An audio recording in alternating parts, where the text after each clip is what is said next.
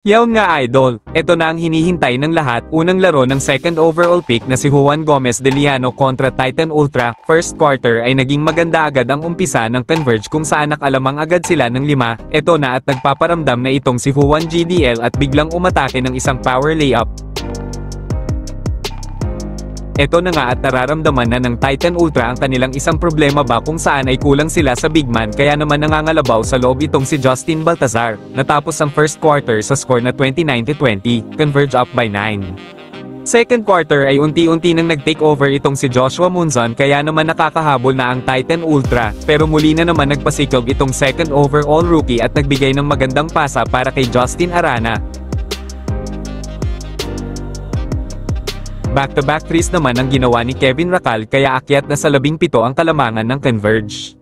Patuloy ang pagpapakitang gilas ni Juan Gomez de Liano na kung saan kumana na naman ng 3 at meron na siyang 10 points at 4 assists. Para sa mga naghahanap ng ambag ni Calvin Abueva ay first quarter pa nga lang ng main jury ito matapos ang maling pagbagsak ng kanyang paa.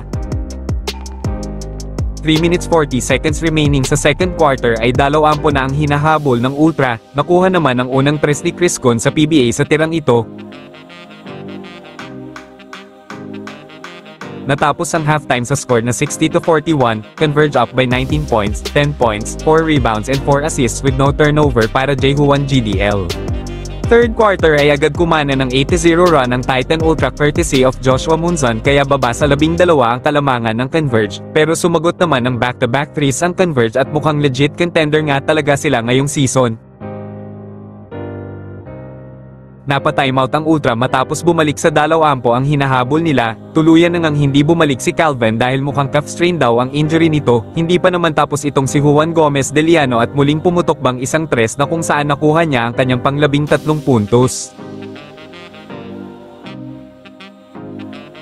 Ibang-iba nga ang resulta ng laro ngayon dahil sa maagang nawala si Calvin Abueva at umakyat na nga sa 28 ang hinahabol ng Titan Ultra. Pumasok na din for the first time ang 35-year-old rookie na dating MPBL star na si Bringas na may 4 points agad including ang buzzer beater shot na ito.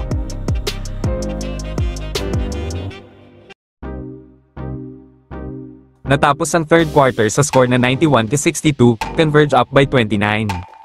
Fourth quarter ay unti-unting nabubuhayan ng Titan Ultra matapos bomb-anat ng Tarlong sunod-sunod na 3 itong si Joshua Munzon. Timeout naman ang tinawag ng Converge matapos bumaba sa 26 ang lamang.